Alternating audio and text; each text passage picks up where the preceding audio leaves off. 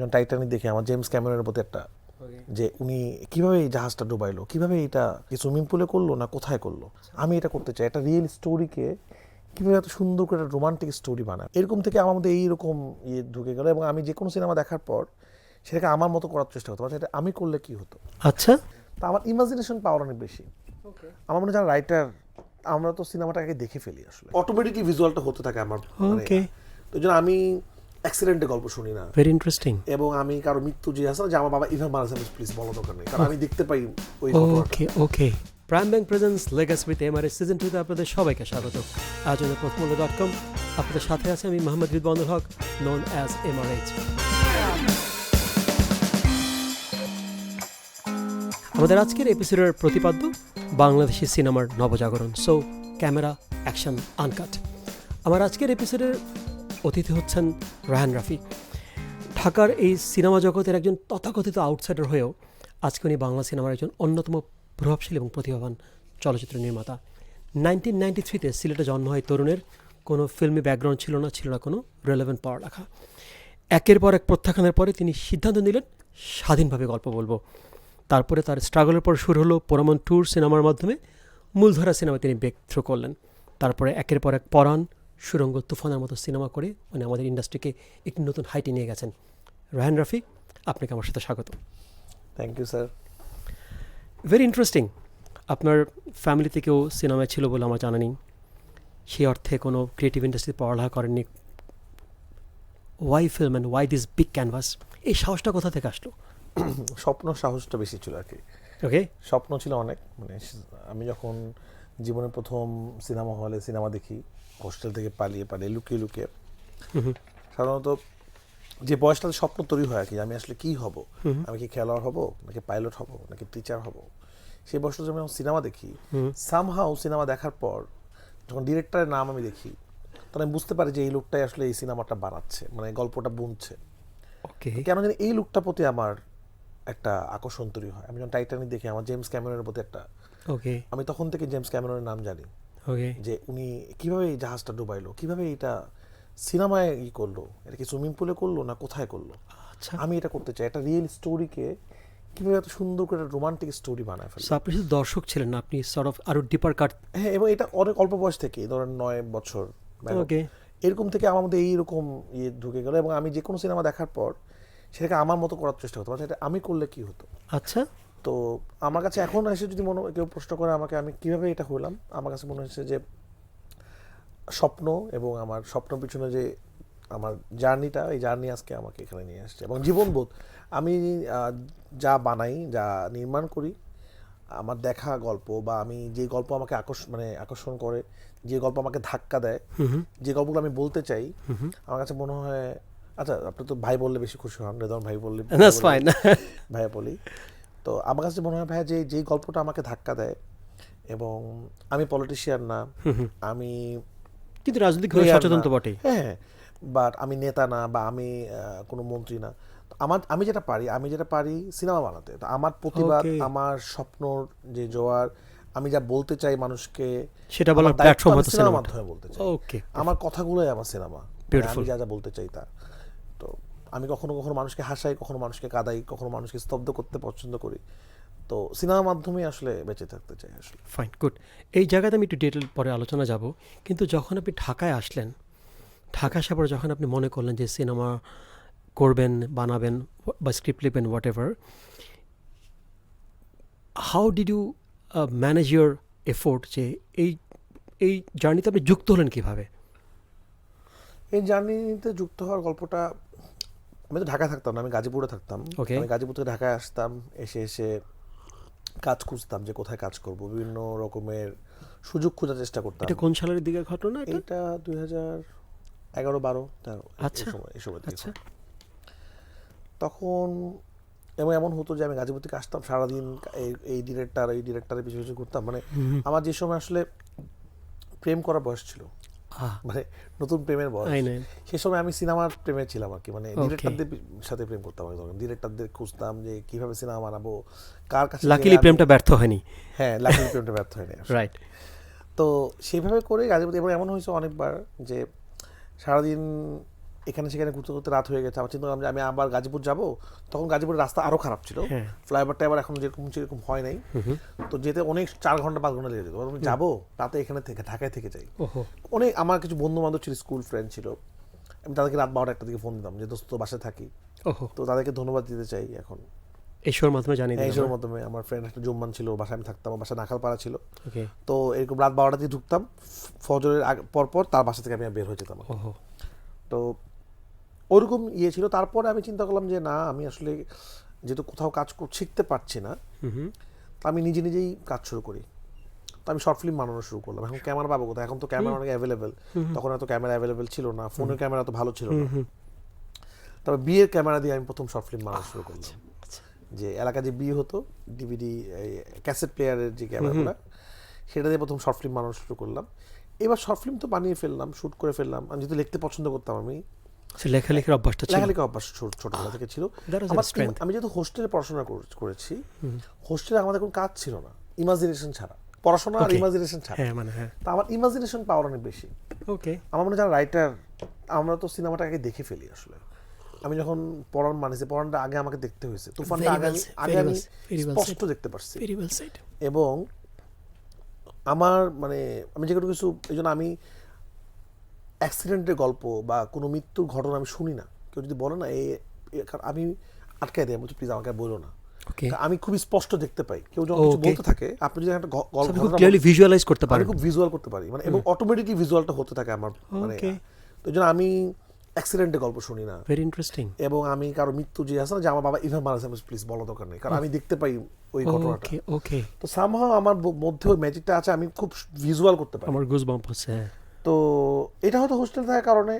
আর আমি যে হোস্টেলে পড়াশোনা করতাম, সেটা ঠিক আগে যেমন এখানে এই প্রথম আলো বিল্ডিংটা থেকে মেন রাস্তা যেখানে, এরকম জায়গায় একটা পুলিশ ফাঁড়ি ছিল।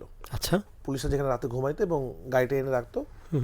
আর ঠিক পাশে একটা সিনেমা হল ছিল, উল্কা সিনেমা হল, এখন যেখানে গাজীপুরে আমার ছিল উল্কা সিনেমা হল। তো সেখানে আমরা তো শুনতে পেতাম না সাউন্ড, আমরা দেখতে পারতাম যে অ্যাক্সিডেন্টের লাশ নিয়ে আসতো এখানে, সব লাশগুলো এনে রাখতো পুলিশের ফাঁড়িতে আর কি। থানা তো লাশ না, লাশ ফাঁড়িগুলোতে আনতো। তো আমি দূর থেকে দেখতাম এরকম বিভিন্ন লাশ আসতেছে, গাড়ি অ্যাক্সিডেন্ট করে গাড়ি আসতেছে, কাউকে গুলি করে মেরে ফেলছে, তার ফ্যামিলি এসে কান্নাকাটি করতেছে। তো সাউন্ড শুনতাম না, বা দেখতাম। দেখে দেখে ওই সময় আমি বারান্দা থেকে হয়তো ভিজুয়াল ভাবতাম যে হয়তো এইটা হয়েছে ওদের জীবনে, এই জন্য এটা এইভাবে হয়েছে। সো আপনি ওখান থেকে একটা স্টোরি লাইন ডেভেলপ করতেন। ওইটা হয়তো মা, ওইটা হয়তো তার বাচ্চা, ওকে, ওইটা হয়তো তার। ওই সময় ভাবতাম আচ্ছা এই গল্পটা কিভাবে এটা হইলো। ওকে, তো ওইটা আমি এখনো স্পষ্ট মনে হয় যে ওইখান থেকে আমার অনেক কিছু হয়তো আসছে আমার মধ্যে। যে ভাবা, যেন আমি এরকম মানুষ হেঁটে গেলেও ভাবতাম যে মনে হয় ওরা এই কথা বলতেছে। আচ্ছা রাফি, এটা কিন্তু খুব ইন্টারেস্টিং। দূরে হাঁটতেছে এবং আমি জার্নির মধ্যে ভাবতাম যে মনে হয় ওদের জীবনে। এই জন্য অনেক ডিরেক্টর ভাইয়া বাংলাদেশে যারা আমাদের এখানে অনেক ভালো ডিরেক্টর আছে, কিন্তু আমাদের গল্প কম।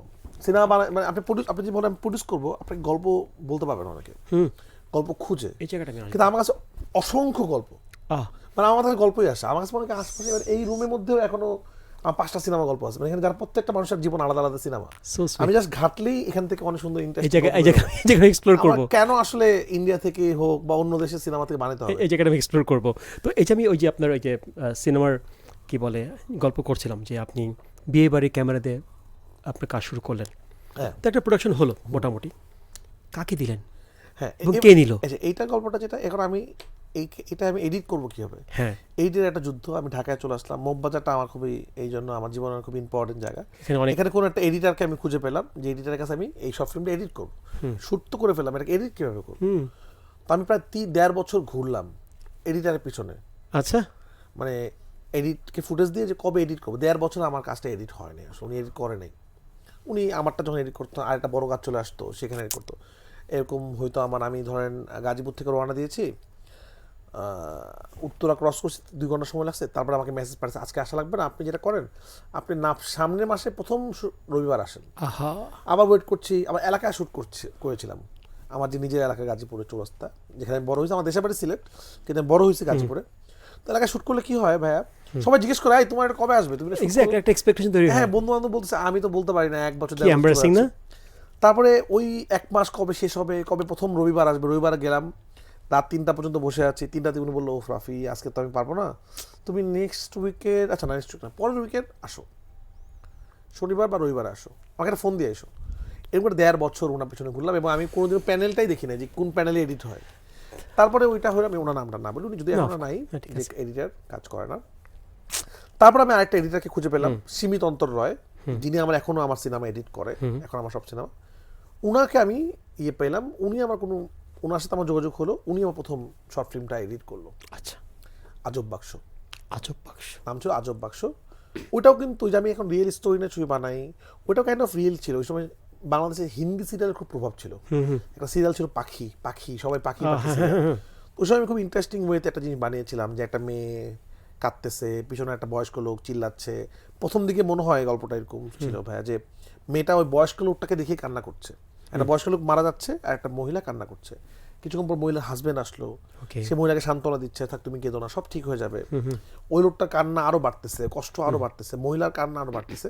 লাস্ট শটে, খুব 1.5 মিনিটের শর্ট ফিল্ম ছিল, লাস্ট শটে দেখা যাচ্ছে যে ড্রয়িং রুমের মধ্যে একটা বৃদ্ধ লোক মারা যাচ্ছে ওষুধের অভাবে, ওষুধ চাচ্ছে, আর সামনের রুমে টিভি দেখতেছে তার মানে ছেলে এবং ছেলের বউ, হিন্দি সিরিয়াল, শুনতেই পাচ্ছে না যে তার বাবা মারা যাচ্ছে। মানে তারা প্রথম দিকে মনে হবে যে কান্না করতেছিল, এই বয়স্ক লোকটাকে দেখে কান্না করতেছিল। তো ওই সময় আমাদের দেশে হিন্দি সিরিয়ালের খুব প্রভাব ছিল। ওটা ছিল আমার প্রথম শর্ট ফিল্ম। ওইটা বানানোর পর আমার এখন মনে আছে যে আমার যে রুমে আমরা এডিট করলাম, তো যে আমাদেরকে চা কফি দেয়, এডিটার সাহেব যেটা করলো, ওই একজনকে ডাকলো যে এই দেখো তো শর্ট ফিল্মটা কেমন। প্রথম দর্শক ছিল, উনি দেখে বললো আমি কিছুই বুঝি নাই। তা আমরা খুবই আপসেট যে আমরা কি করলাম ন্যাচারালি। তারপরে আমার মনে আছে সীমিত অন্তরায় যে উনি ওনার আইডি থেকে এই শর্ট ফিল্মটা আপলোড করে দিল, যে এরকম স্ট্যাটাস ছিল, মাত্র 2 মিনিটের শর্ট ফিল্ম, কিন্তু মেসেজটা মারাত্মক। ইউটিউবে, ফেসবুকে ওইটা রাতারাতি ভাইরাল হয়ে গেল। মানে ভাইরাল মানে কি, শর্ট ফিল্মটা ওই সময়, মানে ওই সময় যারা ফিল্ম মেকিং করতো, টেকনোলজি, হ্যাঁ, ফেসবুক আমাকে কিন্তু এটা করছে। এবং আমি কিন্তু কোনোদিনও চিন্তা করি নাই যে ফেসবুক থেকে ইনকাম করবো কিছু, আমার কোনোদিন হয়ও নাই, আমি করতেও চাই না কখনো। কিন্তু আমি যেটা করছি, মানুষকে দেখাইতে চাইছি যে আমার কাছে মানুষ দেখুক। ওই সময় আজব বাক্স থেকেই যেটা হয়েছে ভাই, আমার একটা ফ্যান ফলোয়ার তৈরি হয়ে গেছে। সেটা খুব অল্প হোক, কি যারা বুঝে যে রায়হান রাফি নামে একজন আছে, এবং সেটা প্রচুর শেয়ার হয়েছে। ওই সময় 20-40 মিলিয়ন না 50 মিলিয়ন মানুষ এটাকে শেয়ার করছিল, প্রচুর। মানে ওই সময় এটা মোস্তফা ফারুকী থেকে শুরু করে, অমিতাভ বচ্চন থেকে শুরু করে, রাশিদ জামান এখন আমাকে বলে তোমার প্রথম শর্ট ফিল্ম আমি দেখছি। তারা আমাকে চিনতো না, কিন্তু কোনো না কোনোভাবে তাদের টাইম লাইনে গেছিল, প্রোডাক্টটা চিনতো, মানে প্রোডাক্টটা গেছিল। এরপর 1 বছর পর আমি আরেকটা শর্ট ফিল্ম বানালাম, এবার আরেকটা বানালাম। এরকম বছরে বছর আমি একটা বানাতাম আর কি, শর্ট ফিল্ম। বাট আমি সিনেমা মতো বানানোর চেষ্টা করতাম। তারপর আমার একজন দুজন আস্তে আস্তে, যেহেতু মিডিয়া মানে এখানে সেখানে ঘোরাঘুরি করছি, কষ্ট করছি, স্ট্রাগল করছি, তো একজন জুয়েল মোর্শেদ নামে একজন মিউজিক ডিরেক্টর আছেন, ওনার সাথে আমার পরিচয় ছিল, আমার কাজটা দেখতো। উনি বললো তুমি তো এগুলো ফেসবুকে এমনি ছেড়ে দাও, তো এগুলো তো আসলে মানুষ দেখে না, বা তোমার তো এটা কোনো অথেন্টিসিটি নাই। একটা প্রপার চ্যানেলে থাকলে ওই চ্যানেলে মানুষরা বেশি দেখতো, তুমি ইনকাম হইতো। তো আমি একটা কাজ করি, আমি 2-3 প্রোডাকশন হাউসের সাথে আমি কাজ করি, তাদেরকে দিই, তাদের চ্যানেল থেকে আপলোড করে সব ফিল্মগুলো। আচ্ছা, সেটা জায়েজ এবং টাইগার মিডিয়া, 2 জায়গায় বলি যে যারা আপলোড করতে রাজি হয় আর কি। তারপরে উনি জায়েজ মাল্টিমিডিয়ার কাছে নিয়ে গেল সব ফিল্মগুলো, যে এটা আপনি আপনার চ্যানেলে এমনি আপলোড করতে পারেন, মানে এমনি এগুলো অলরেডি সবাই দেখে ফেলছে আর কি। উনি বললো যে আমরা সিনেমা বানাই, শর্ট ফিল্ম আপলোড করে আমরা কি করবো চ্যানেলে, ভাই আপনি একটু দেখেন না শর্ট ফিল্মটা। উনি বলছেন, হ্যাঁ তো আজিজ ভাই ওইটা দেখলো শর্ট ফিল্মটা। ওই শর্ট ফিল্মের নাম ছিল যে দ্য স্টোরি অফ রতন। আচ্ছা, রতনদের গল্প, এরকম একটা গল্প ছিল 4 মিনিটের। ওইটা দেখে উনি ইমোশনাল হয়ে যায়। উনি বললো যে ছেলে আমাকে 4 মিনিটে ইমোশনাল করে দেয়, সে তো আসলে সিনেমা বানানোর মতো মানুষ। আচ্ছা, ওকে ডাকো, ওকে দিয়ে আমি সিনেমা বানাবো। এরপর আমার সিনেমা জার্নি শুরু হলো। তখনই সিনেমা হয়ে যায়নি, তখন থেকে সে আবার আমাকে পরীক্ষা নিল, যাদের জন্য একটা শর্ট ফিল্ম বানাতে বললো, শর্ট ফিল্ম বানালাম। উনি বললো সিনেমা গল্প নিয়ে আসে, আমার জাজ মাল্টিমিডিয়া গল্প নিয়ে আসো। আমি বললাম যে না, গল্প আমার যখন মনে হবে যে এটা আমার প্রথম ছবি গল্প, তখন আমি আসবো। আমি 1.5 বছর সময় নিলাম যে কি বানাবো। তো এর আগ পর্যন্ত ভাইয়া আমার যেটা ইচ্ছা ছিল যে আমি আসলে ফেস্টিভ্যাল কেন্দ্রিক ছবি বানাতে চাই। কারণ আমার যে তারেক মাসুদ আমার গুরু, ওনাকে আমি পছন্দ করি, ওনার কাছ থেকে আমার ফিল্ম মেকিং এর ইচ্ছাটা আসছে, যে উনি মাদ্রাসায় পড়ে, উনি কান ফিল্ম ফেস্টিভ্যালে গেছে, মাটির ময়না, আমি ওনার মতো ছবি বানাতে চাই। কিন্তু আমি আবার খুব অবজার্ভ করতাম, দেখতাম সবকিছু। আমি দেখলাম যে মানে অল্টারনেটিভ সিনেমা বানায় সার্ভাইভ করা খুব ডিফিকাল্ট। একটা সিনেমা বানানোর পর আবার ওয়েট করতে হবে কে আমাকে প্রডিউস করবে, কে করবে। মানে ফিল্ম মেকিংটা একটা অসহায়ত্বর ব্যাপার। ডিরেক্টর দিয়ে খালি গল্প, আমি ইন্টারভিউ দেখতাম তো তখন শুধু অসহায় গল্প শুনতাম। সিনেমা ব্যবসা হচ্ছে না, সিনেমা হল বন্ধ হয়ে যাচ্ছে, কেউ সিনেমা দেখে না, শুধু অসহায় গল্প আমাদের নাই নাই নাই। এখন অসহায় গল্প আপনি কতক্ষণ শুনবেন? ট্রু, কিছু তো জয়ের গল্প লাগবে। রাইট। তখন আমার কাছে মনে হলো যে না, আমি আসলে কমার্শিয়াল সিনেমা বানিয়ে, এবং আমি দেখতাম যে এই উনি সিনেমা বানাচ্ছে, ওনার এরপরে উনি সিনেমা বানাচ্ছে না কেন, আচ্ছা এই ডিরেক্টর কেন আর সিনেমা বানাচ্ছে না, এটা ভিতরে কারণটা কি। প্রথম সিনেমা বানানোর পর কেউই সেকেন্ড সিনেমা বানায় নাই। আপনি যদি খেয়াল করে দেখেন ওই সময়কার যারা সিনেমা বানাচ্ছে, খুব হিট সিনেমা, মানে কেউই প্রথম সিনেমা ব্লকবাস্টার, খুবই কম সিনেমা হিট হইতো, এরপরে আর কোনো সিনেমা বানায় 8 বছর 9 বছর কোনো সিনেমা বানায় গ্যাপ। কেউই রেগুলার সিনেমা বানাচ্ছে না, সিনেমা বানাচ্ছে শখ করে, এবং তখন রেগুলারও ফেস্টিভ্যালও ভালো সিনেমা যাচ্ছে না। তখন আমার মনে হলো আমি আসলে আমার নামটা আগে রেডি করব, মানুষকে বিশ্বাস করাবো, মানুষকে অভ্যাস করবো। ছোটবেলা আমার আব্বুর কাছে গল্প শুনেছিলাম, যে ট্রেনের গল্প শুনেছিলাম, যে মানুষ প্রথম যখন বাংলাদেশে ট্রেন আসছিল, মানুষ তো ট্রেন থেকে ভয় পাইতো, ভাবতো দত্ত, দত্ত আগুন, তো মানুষ ট্রেন থেকে ভয় পালাইতো। ব্রিটিশরা নাকি তারপরে যেটা করলো, ট্রেনে উঠলে টাকা পাওয়া যাবে, তারপর মানুষ ওঠা শুরু করলো, তারপর করলো ফ্রি, যে এখান থেকে ফ্রি এখানে যাওয়া যাবে, তারপর একটা মানুষ আসে অভ্যাস করলো। তা আমি যখন সিনেমা বানানো শুরু করলাম, তখন অলরেডি সিনেমা দেখার মানে একটা শ্রেণীর মানুষ, যারা মধ্যবিত্ত, যারা একটু পড়াশোনা করে, যারা একটু ঢাকা শহরের মানুষ, যারা সিঙ্গেল স্ক্রিন অবস্থা খুব খারাপ, যারা সিনেমা হলে যাওয়া বন্ধই করে, তারা হিন্দি সিনেমায় দেখে। তো আমার মনে হলো যে না, আগে এদেরকে আমি সিনেমা হলে নিয়ে আসি।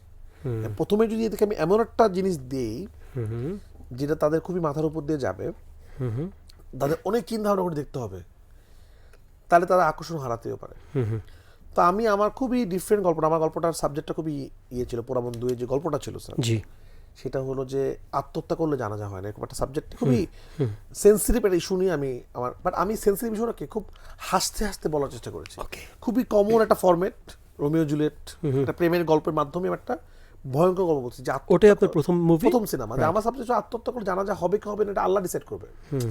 আমরা যখন ডিসাইড করে ফেলি তখনই সমস্যা, তখন এখানে হয়। মানে আমার গল্পটা ছিল এরকম, যে একটা ছোট্ট বাচ্চা, সে আসলে ছোটবেলা দেখে যে একটা মেয়ে সুইসাইড করছে, তার জানাজা হয় নাই, আচ্ছা, এবং তার এলাকার মধ্যে তার কবরটাও হয় নাই, কারণ কেউই চায় না, কারণ আমাদের ধর্মে বলা আছে যে আত্মহত্যাকারী জান্নাতে প্রবেশ করবে না, কারণ আল্লাহ এটা পছন্দ করে না, যে বা এটা নিজেকে নিজে মারো, তোমার যখন হায়াত থাকবে তো মরবে, এটা খুবই মানে ইসলামী ভাষায় এটা হারাম, এটা খুব বড় ভয়ঙ্কর খারাপ কাজ। আর জানাজা জিনিসটা এরকম যে মানুষকে দোয়া করা হয় যে আল্লাহ তাকে জান্নাত নসিব করে, মানে এটা শেষ দোয়া সবার জন্য। কিন্তু যে আসলে জাহান্নামে যাবে, মানে এটা ডিসাইডেড, সুইসাইড করছে, তখন অনেক সময় জানাজা হয় না, ইদানিং হয়, বাট অনেক জায়গায় এটা ভাবে যে ও জাহান্নামী হবে, জানাজা কেন হবে আসলে। তো ওই বাচ্চাটা দেখে যে ওই মহিলাটা জানাজা হয় নাই। এটা গল্পটা অনেক আগের, মানে আমাদের পয়েন্ট সময়কালটাই ছিল অনেক আগের, 80s এর সময়কাল, একটা সময়কাল ছিল আমাদের। এবং ওই সময় কি হতো ভাইয়া, যে এলাকাতে কোনো একটা সুইসাইড হইলে মানুষ মনে রাখতো, কিন্তু ওই বাসায় একটা আত্মহত্যা হয়েছিল, ওই গাছে একটা রেফারেন্স দেওয়া হতো আর কি, এটা এলাকায়, হ্যাঁ এটা সব এলাকা ছিল, এখানে একটা মানুষ মারা গেছিল এক সময়, এটা মানুষ বলতো আর কি। তো ওই বাচ্চাটা, ওই মহিলাটা জানাজা হয় নাই, এবং এলাকার যে মসজিদের পাশে কবরস্থান থাকে সেখানেও কবর দিতে পারে নাই, কারণ কেউ চায় নাই তার বাবা মার পাশে একটা জাহান্নামী মানুষ কবর। তো এটা দেখে একটা বাচ্চা ছেলে বড় হয়েছে, ছোটবেলা দেখছে, এটা তার মাথায় আছে। এরপর তার একটা মেয়ের সাথে প্রেম হয়, প্রেমের পর স্বাভাবিক মেয়ের সাথে তার বিয়েটা হয় না, মেয়েটা একটু রিচ, এবং মেয়েটা শেষে পালায় যাওয়ার পর তারা ধরা খায়, খুবই কমন স্টোরি গল্প। এবং একটা পর্যায়ে তাদেরকে ধরে ফেলে মেয়ের ফ্যামিলিটা খুবই উচ্চ বংশীয় ছিল, তারা ছেলেকে মেরে ব্রিজ থেকে ফেলে দেয়, মেয়েকে বলা হয় তো ছেলেটা মারা গেছে, তুমি অন্য জায়গায় বিয়ে করে ফেলো। মেয়ের অন্য জায়গায় সবাই দেখেছে সেটা, রাইট। এরপরে মেয়েটার অন্য জায়গায় বিয়ে হইতে নেয়, মেয়েটা বিরাশি থেকে পালায় সুইসাইড করে ফেলে। ছেলেটা আসলে মারা যায়নি, ছেলেটা রাত্রেবেলা যখন এলাকায় দেখে মেয়েটা মানে গাছে সুইসাইড করতেছে, তখন ছেলেটা মনে পড়ে যে ওর তো তারা জানাজা হবে না, ওকে নিয়ে ওই গল্পগুলো হবে যে আল্লাহ জাহান্নাম। তখন ও লাশটাকে নামিয়ে ওয়েট করে সকাল হওয়া পর্যন্ত, সকালে যখন মানুষ আসতে থাকে তখন ওই লাশটাকে সে মারতে থাকে, নিজের হাতে কোবাইতে থাকে, মানুষকে বুঝায় যে ও ওকে হত্যা করছে। এবং সিনেমার এন্ডিং দৃশ্যটা যেটা হয়, যে ওর যে গার্লফ্রেন্ডটা জানাজা হচ্ছে, আর ওকে মানুষ গণদৌড়াতে মেরে ফেলছে। এটা কিন্তু খুবই একটা সেন্সিটিভ এবং খুবই আর্ট ফিল্ম টাইপের একটা গল্প, যেটা দিয়ে হয়তো আমি বিভিন্ন ফেস্টিভ্যালে যেতে পারতাম, কিছু না কিছু পুরস্কার পাইতাম কিনা জানি না, কিন্তু এই ইস্যুটা খুবই সেন্সিটিভ। কিন্তু আমি এটাকে আসলে কমার্শিয়াল ওয়েতে প্রেজেন্ট করলাম। এখানে আমি পুরোনো দিনের গান দিলাম, ওহে শ্যাম, হারিয়ে যাও গান, নাচ গান, একটা প্রেমের গল্প। কিন্তু আমি এখনো বিশ্বাস করি, মানে অনেক সিনেমাটা হিট হয়েছে, কিন্তু আমার যেই জন্য সিনেমাটা বানাতে অনেকে বুঝেই নেই, হয়তো আবার অনেকে বুঝতে পেরেছে। তো আমার মনে ছিল যে আমি নিজের নামটা, এই প্রথম সিনেমাটা আমার যখন হিট হয়ে গেল, প্রচুর মানুষ দেখলো, প্রথম দিকে হলই পাইনি, তারপর দিকে হিউজ মানুষ দেখলো, প্রথম সিনেমাই ব্লকবাস্টার, প্রথম সিনেমা মেইল প্রথম আলো অনেকগুলো অ্যাওয়ার্ড ছিল, আমাদের বেস্ট সিয়াম পেয়েছিল, পূজা পেয়েছিল, গানের জন্য কনা ইমরান পেয়েছিল, আবার ন্যাশনাল অ্যাওয়ার্ডও পেয়েছিল। ওইটা আসলে আমাকে আর পরবর্তীতে পেছনে ফেলতে হয়নি, এবং এরপর আমি পরাণ, তারপরে সুরঙ্গ, right. এরপর তুফান, আমি একটু একটু করে ব্রেক করার চেষ্টা করছি নিজেকে। এবং আমার মনে হয়েছে যে এখন আমরা প্রাউড ফিল করে বলতে পারি। এবং আপনি একটা জিনিস দেখবেন ভাই, আমি এক বছর কিন্তু গ্যাপ দিইনি, প্রতি বছরে আমার একটা মাশাআল্লাহ মানুষকে সিনেমা দিয়েছি। এই জায়গায় আসবো আমি শুরু থেকে, লম্বা লম্বা উত্তর দিয়েছি না? না ফাইন, অল গুড। শুরু থেকে অনেকবারই আপনি গল্প শব্দটা বলেছেন, গল্প। So what I can understand, you are a storyteller and you can imagine lot of stories.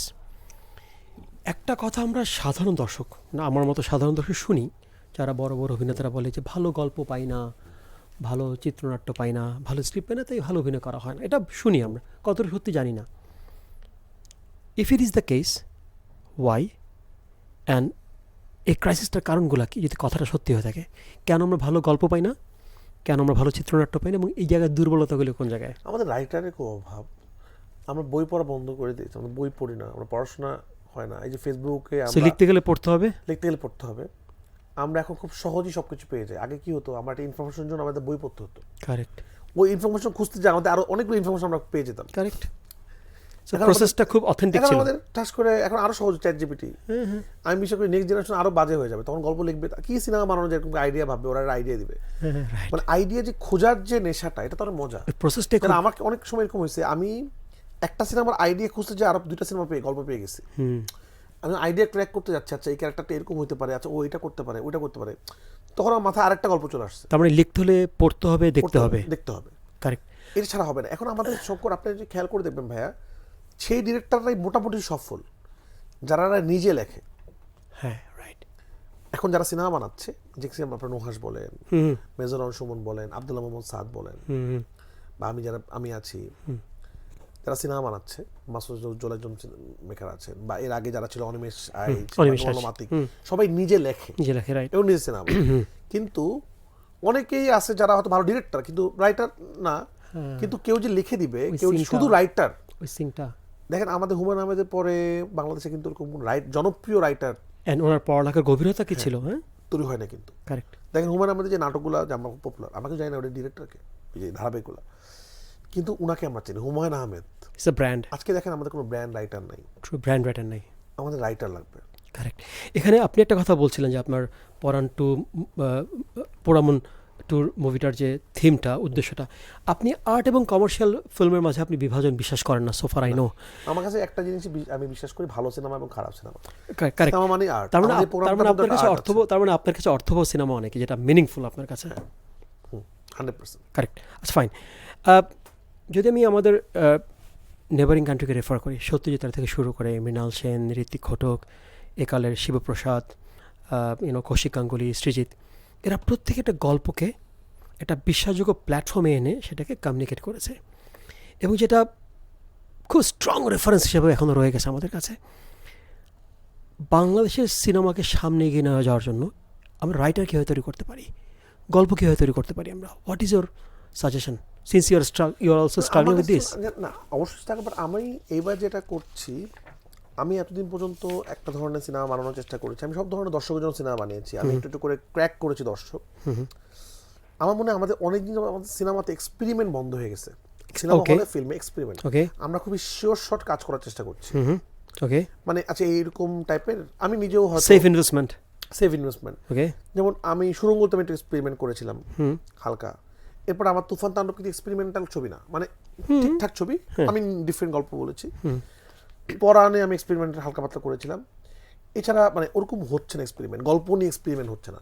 আপনি যদি কলকাতাতেও যখন সিনেমা, বাংলা সিনেমা হঠাৎ করে জনপ্রিয় হয়ে গেল, সৃজিত মুখার্জি বলেন অথবা শিবপ্রসাদ নন্দিনী বলেন, কৌশিক গাঙ্গুলি বলেন, ওরা কিন্তু ওখানেও কিন্তু প্রচুর কমার্শিয়াল সিনেমা হতো, ওরা কিন্তু ঠাস করে একটা ডিফারেন্ট টাইপের সিনেমা নিয়ে আসলো। রাইট। যদি এখন যেটা আবার অন্যরকম, এখন আবার ওরকম জায়গায় নাই ওরা, কিন্তু ওরা কিন্তু কমার্শিয়াল সিনেমাকে ছাপিয়ে গেল ডিফারেন্স, যেটা আমাদের বাংলা সিনেমা নাটকগুলোতে হয়েছিল এক সময়, প্রচুর ভালো ভালো নাটক হচ্ছিল আমাদের দেশে। তো আমার মনে হয় এখন একটু সাহিত্যিকরা নাটক লিখতেন তখন সেই সময়টাতে, ভালো গল্প, ডিফারেন্ট ধরনের নতুন ধরনের স্টোরি টেলিং, এবং আমাদের গল্প, অরিজিনাল গল্প, যেমন আমি সবসময় ভাবতাম যে আমি আসলে যেই ছবিটা নিজে বানাতে চাই সেটা আমি এখনো বানাই নাই, আমি বানাবো। তা আমার নেক্সট যে সিনেমাটা আসছে, সিনেমার নাম প্রেসার কুকার। প্রেশার কুকার, হ্যাঁ, ওকে, তো এটা নামের এটা একটা ব্যাপার আছে। কেন এটার নাম প্রেসার কুকার? এটা ঢাকার গল্প। আচ্ছা, আমার কাছে মনে হয় ঢাকাটা একটা প্রেসার কুকার। অফকোর্স। কেন প্রেসার কুকারের মতো? ঢাকায় সবাই ম্যাক্সিমাম মানুষ আসে অল্প সময় বড়লোক হইতে, খুব বড়লোক তো সাকসেস খুবই ফার্স্ট টাইমে চায়। প্রেসার কুকার কাজ হলো যে খুবই অল্প সময়ে আমাদের স্ট্রেস অনেক রান্নাটা বেশি, এবং ঢাকাটা খুবই হট, গরম, স্ট্রেস, এবং ঢাকা অনেক নয়েজি সাউন্ড হচ্ছে থাকে। Of pressure course. Cooker of course. এবং আমার যে গল্পটা ছিল, আই ক্যান রিলেট, হ্যাঁ। আমাদের গল্পটা কিছু নারীরা উপর ভিত্তি করে গল্প। Okay. প্রেসার কুকারটা নারীরা ইউজ করে, Okay. সবকিছু মিলে এই গল্পটার নাম প্রেসার কুকার। তো এইটাতে আমি আসলে এটা সিনেমা আমি রিলিজ করবো। এইটাতে আমি অনেক এক্সপেরিমেন্ট করার চেষ্টা করেছি, হাইপার লিঙ্ক ফিল্ম বানানোর চেষ্টা করেছি। Hyperlink film. চারটা গল্প একসাথে মার্চ করবে। কখনো কখনো আমি আপনাকে জার্নি ফলো করছি, আপনাদের ফলো করতে হতে আমরা এই ক্যামেরাম্যানের জার্নিতে চলে যাবো। আচ্ছা, এবার ক্যামেরাম্যানের জার্নি থেকে তার বোনের জার্নিতে চলে যাবো। আচ্ছা, আবার দেখবো তার বোনের সাথে হয়তো আপনার একটা লিঙ্ক আছে ওর সাথে, কারণ সে আপনার ইউনিভার্সিটি হতে পড়ে, ওখান থেকে তার গার্লফ্রেন্ডে চলে যাবে। এই যে গল্প, যে জীবন যেরকম বহমান, যে আমি যখন বাসা থেকে গুলশান থেকে রওনা দিয়েছি, আমি হঠাৎ করে চলে আসলাম এখন কারণ বাজার, আমি এবার 11 তারিখ চলে আসলাম, আমার সাথে আরেকটা জার্নিতে চলে আসলাম, আমার সাথে হঠাৎ করে মতি ভাই দেখা হয়ে গেল। রাইট, এই যে আমি যদি এখন গল্পটা যদি এরকম হতো, গল্পটা যদি মতি ভাই গল্প চলে যেত, হঠাৎ করে অন্যদিকে চলে যেত গল্পটা। যেতেই পারতো। আবার হয়তো আমার গল্পটা এসে যদি আমি আপনাকে ফলো করা শুরু করতাম, গল্পটা অন্যদিকে চলে যেত। Right, right. মানে এই যে প্রচুর, আমি কেন বললাম গল্পের অভাব নেই, আমাদের আশপাশে প্রচুর গল্প কিন্তু হয়তো আমরা জানি না কিভাবে ক্যাপচার কেউ করব। ক্যাপচার করতো। তো আমার এই সিনেমাটা এই স্টাইলটা এরকম, তো এটা নিয়ে আমি এক্সাইটেড। আমি জানি না এটা কতটুকু সফল হবে, বাট আমি বিশ্বাস করি, ফিঙ্গার্স ক্রস, হ্যাঁ। আমি বিশ্বাস করি আমাদের বাংলাদেশের অডিয়েন্স প্রচন্ড লেভেল স্মার্ট। আমরা ভাবি যে না, বাংলাদেশের মানুষের এই কঠিন গল্প বা এরকম ক্রিটিক্যাল গল্প হবে না, তারা প্রচুর নেটফ্লিক্সের সিনেমা দেখে, প্রচুর বাইরে দেশের সিনেমা দেখে। আমি বিশ্বাস করি তারা এই ধরনের সিনেমা দেখবে। এবং আমি যেহেতু কমার্শিয়াল সিনেমা, আমি যখন সাহসী টাইপের একটা সিনেমা নির্মাণ করব, তখন আরো 10টা ডিরেক্টর বানাবে। অবশ্যই। আমি চাই এটা সাকসেসফুল হোক। এর সাকসেসফুল হলেই আরো নতুন ধরনের, আপনি খেয়াল করে দেখবেন শিবু প্রসাদ নন্দিনীর কথা আমরা কেন বলছি, তাদের সিনেমা কিন্তু সাকসেসফুল, বেলা শেষে কিন্তু ব্যবসা করেছে, ট্রু, তখন কিন্তু আরেকটা ওরা প্রাক্তন বানাতে পেরেছে। ট্রু। সৃজিত মুখার্জির যে ওই ছবি ছিল, প্রথম ছবির নাম ছিল অটোগ্রাফ, অটোগ্রাফ। সেটা কিন্তু ব্যবসা করেছিল না, কিন্তু ইনভেস্ট হতো না। তারপরে সে বিসর্জন করতে সিনেমা পারছে। কিন্তু ব্যবসা ব্যাপার, অফকোর্স। যেহেতু এখানে ইনভেস্টমেন্ট হয়, এখানে রিটার্ন হতে হবে, সেটা যে কোনো ওয়েতেই হোক, নাহলে কিন্তু আপনিও কিন্তু একটা ব্যবসা যদি রিটার্ন না হয়, আপনি উইল বি আমরা এই ডিমোরালাইজড। প্রোগ্রামটা করছি, এই প্রোগ্রামটা কেউ দেখে না, হোয়াট ইজ দ্য পয়েন্ট? আসলে বানাবে না কিন্তু। কেউ বানাবে না। ট্রু। তো যে কোনো কিছুরও কিন্তু একটা ইয়ে লাগবে, আপনার মোটিভেশন লাগবে। মোটিভেশন লাগবে। রাফি, সুরঙ্গে তো অনেক আলো দেখতে পাচ্ছি। I hope you understand what I mean, right? এই যে সুরঙ্গ এতগুলি ক্যাটাগরিতে আপনার আউট পেলেন, কংগ্রেচুলেশন, আপনি এবার আপনার 8 টাকা পেয়েছেন। এই সুরঙ্গ সাফল্য কি আপনাকে প্রেশার দিচ্ছে নাকি কনফিডেন্স দিচ্ছে? না, প্রেশার দিচ্ছে না, এটা আমাকে কনফিডেন্স দিচ্ছে। এবং আমাকে একটা দিয়ে দিয়েছে, আমার টিমকেও বলেছি, সততার সাথে সিনেমা বানানো। সততার সাথে সিনেমা বানানো। সুরঙ্গটা আমি সততার সাথে সিনেমা বানাই, কিন্তু সুরঙ্গটা আমি আর বেশি সততা নিয়ে কাজ করেছি আর কি। ওকে। এটা আমার খুব পছন্দের গল্প ছিল, আমি অনেক দিন সময় দিয়েছি, এবং আমরা মাটির নিচে শুট করেছি, কোনো চিট করি নাই। তাহলে সিনেমা কিন্তু আমরা চিট করা হয় আর কি, হ্যাঁ, আই নো। এই রুমের মধ্যে আমরা করে ফেলি, কিন্তু আমার কাছে আমরা খুব অথেন্টিক ভাবে শুট করতে চাইছি। আমরা সুরঙ্গের মতো বানিয়েছি, যেটা দেখেছেন সেটাই ছিল অ্যাকচুয়ালি। হ্যাঁ, মাটির নিচেই আমরা সুরঙ্গ বানিয়েছি। আমরা একটা সেটের জন্য আমরা সিলেট গিয়েছি, সেখানে পাহাড় কেটে আমরা বাড়ি বানিয়েছি। ওকে। তো আমরা সিনেমাটাতে কষ্ট করেছি সবাই, মানুষকে ভালো জিনিস দেওয়ার জন্য। And it's pain. সেই কারণে এই সিনেমাটা ব্যবসায়িকভাবে সফল হয়েছে, মানুষ পছন্দও করেছে, আপনি নিজে এবং তৃপ্তি পাচ্ছেন। তৃপ্তি পাচ্ছি। এবং এই প্রত্যেকটা ক্যাটাগরিতে costume designer, art director, cinematography, এবং আমাকে অনেকে বলছে যে খুব খুশি হতাম বেস্ট ডিরেক্টর পেলে। হ্যাঁ, আমি ডিরেক্টর হিসাবে কেমন, এটা মানুষ অলরেডি আমাকে ভালোবাসে। ট্রু। আমি লিখতে খুব পছন্দ করি, আই ক্যান আমি আন্ডারস্ট্যান্ড। গল্প। তো আমি রাইটার হিসেবে পুরস্কার পেয়ে আমি খুব হ্যাপি। আর আমার কাছে পুরস্কারটা মুখ্য বিষয় মনে হয় না কখনো। আমার কাছে সবচেয়ে বড় পুরস্কার যে মানুষ আমাকে সিনেমা দেখে। এক্সেলেন্ট, আজকে এক্সেলেন্ট। আমি আপনার এখানে বসে আছি, আমি সিনেমা বানাতে পারছি, আমার সিনেমা নিয়ে কথা হয়। আমি খুবই ক্ষুদ্র মানুষ, আমার বয়স খুবই কম, মাত্র 30 পাড়ি দিলাম, আমার বয়স মাত্র 32 হবে সামনের বছরে। তো এই বয়সে আমি জানি না, মানে এই বয়সে হয়তো মানুষ সিনেমা বানানো শুরু করে, ভাবে আমি সিনেমা বানাবো, স্বপ্ন দেখে। ইউ আর লাকি, বাট আপনি কিন্তু একটা প্রপার জার্নি দিয়ে এসেছেন, স্ট্রাগল করেছেন, right? That's great.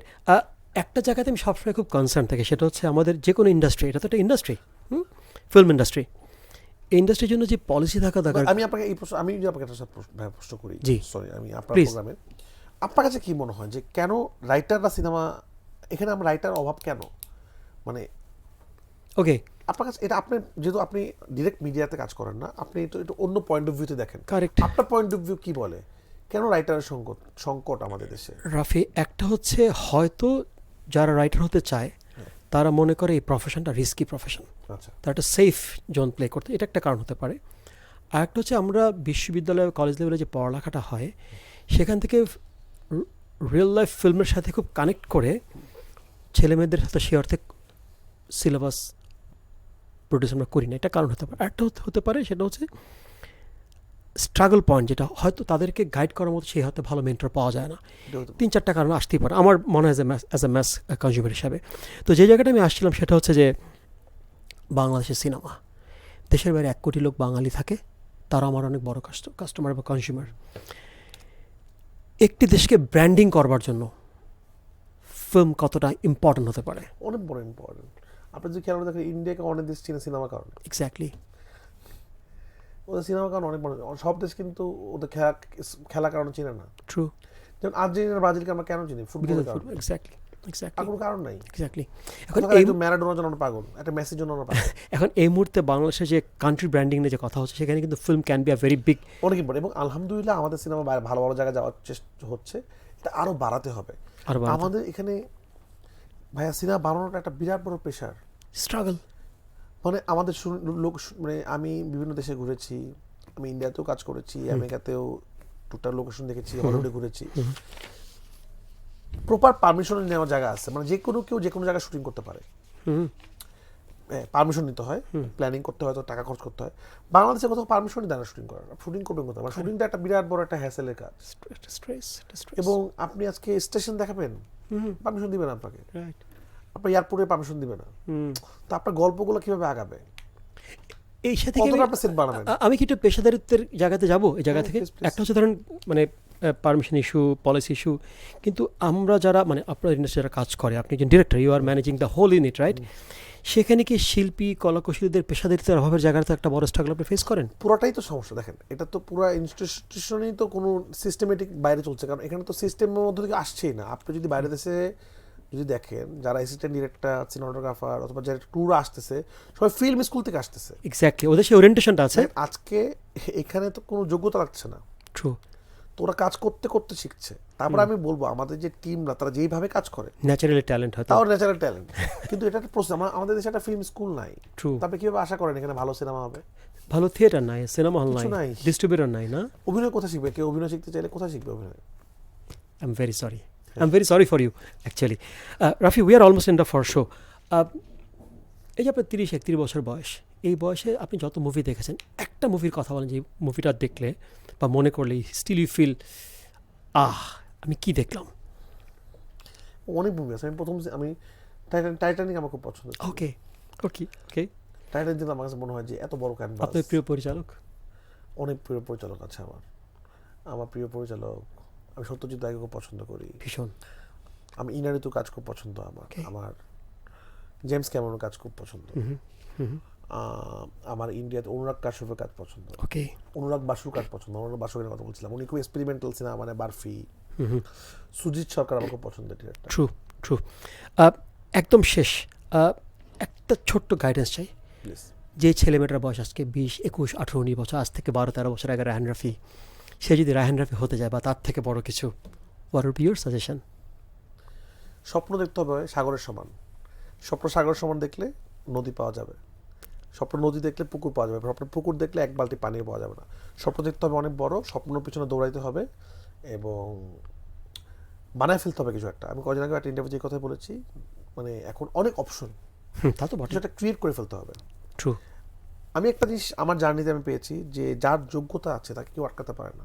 That's correct. আমরা সব বলি যে এইখানে লিঙ্ক লাগে, এটা লাগে, এগুলো ভুল কথাবার্তা। আসলে আমার লাগে না কোনো লিঙ্ক। ব্রাদার, আপনি স্ট্রাগল করেছেন। হ্যাঁ, আমার লিঙ্ক আমার স্ট্রাগল। ট্রু। আপনি কষ্ট করেন লাইফে, এই কষ্টটাই আপনার জীবনের যাত্রাকে সামনে নিয়ে যাবে। এবং আমি এখন ভাবি, আমি যে ওই যে গাজীপুর থেকে ঢাকায় আসতাম, ওই যে জার্নিটাই আমার এখন জীবনের reference. That was your investment as well. হ্যাঁ, আমার এখন আমি তো গাড়িতে চড়ি, এখন আমি জীবন দেখি গাড়ি জানলা ভেতর দিয়ে, কারণ আমার এখন সময় নাই। কিন্তু আমি এখন গল্প করতে নেই, ওই যে আমার লাইফের জার্নি, ওই যে আমার জীবন, ওইটাই আমার গল্প। That was your investment. তো ধরুন আমি মাঝে মাঝে খুব মন খারাপ হয় আমাকে মানুষ কেন চিনে, না চিনলে ভালো তো ডিরেক্টরদের ক্ষেত্রে আমি আরো বেশি মানুষের মধ্যে যাইতে পারতাম। আমি দোকানে বসে থাকবো, কেউ আমাকে চিনবে না। এখন তো অনেক মানুষ চিনে বিষয়টা, তাই না? ধর 100 জনের মধ্যে 40 জন চিনে ফেলে। অনেকে হয়তো কথা বলে না কিন্তু দেখে আচ্ছা ওই যে রায়হান রাফি। তো এটা তখন আমার একটু আপনার নিজেরও কেমন লাগে এবং সেও সাবধান হয়ে যায়। আপনার মি টাইমটা একটু তো মি টাইম না, মানে আমি যে জীবন দেখাটা খুব ইম্পর্টেন্ট। ট্রু, জীবন দেখা, মানে জীবন বোধ, জীবন দেখা। এবং এই যে আমি প্রতিটা সিনেমা একটা জায়গায় করি, অদ্ভুত অদ্ভুত জায়গা, মানে অদ্ভুত অদ্ভুত মানুষের জায়গা করি। মানে আমরা ঢাকাতে ভাবি যে ঢাকা ডিফারেন্ট, গুলশান, মানে অনেকে আমরা গল্প বানাই, সিনেমা বানাই ঢাকা কেন্দ্রিক, বাট বাংলাদেশটা আসলে ঢাকা না। Of course no. বাংলাদেশটা আপনার যদি, এবং বাংলাদেশ শুধুমাত্র অনেক সুন্দর সিলেটের মতো সুন্দর জায়গা এরকমও না। বাংলাদেশের নারায়ণগঞ্জের চিপা গলি, যেখানে ড্রেনের পানি উঠতেছে, এখানে মানুষ থাকতেছে, মাছি উঠতেছে, এরা কিভাবে জীবনযাপন করতেছে। সকালবেলা উঠলে, আমি তো গাজীপুরে বড় হয়েছি, 7টার দিকে মানুষ আর মানুষ পিঁপড়ার মতো গার্মেন্টসে যাচ্ছে। এই গার্মেন্টসে আগুন লাগতেছে, মানুষ মারা যাচ্ছে। আবার এটা ছোট্ট ছোট বাসায়, এক রুমে বাসা থাকতেছে, এখানে বাচ্চা কাচ্চা, এখানে আনন্দ করতেছে, এখানে বিয়ে হচ্ছে, দোকান থেকে বাকি নিচ্ছে, খাচ্ছে, আবার হারায় যাচ্ছে। মাল্টি কন্টেন্ট অনেক কিছু বাংলাদেশে আছে, এগুলো সিনেমাতে কোনোদিন উঠেই আসে নাই। সিনেমাতে হয় ঢাকা গল্প আসে, গ্রামে গল্প আসে, মধ্যবিত্তদের গল্প কখনো আসে না। Very nice, very nice. আমি বলবো যে আমাদের ডিরেক্টরদের অনেক গল্প আশপাশে আপনারা খুঁজেন, সিনেমা গল্প they just need to curate that. Rafi, আমাদের রিমার্কস বুক, আপনি রিমার্কস লিখতে হবে, আমাদের শুনি। ওকে, একদম। So here is your remark book. হ্যাঁ, থ্যাংক ইউ।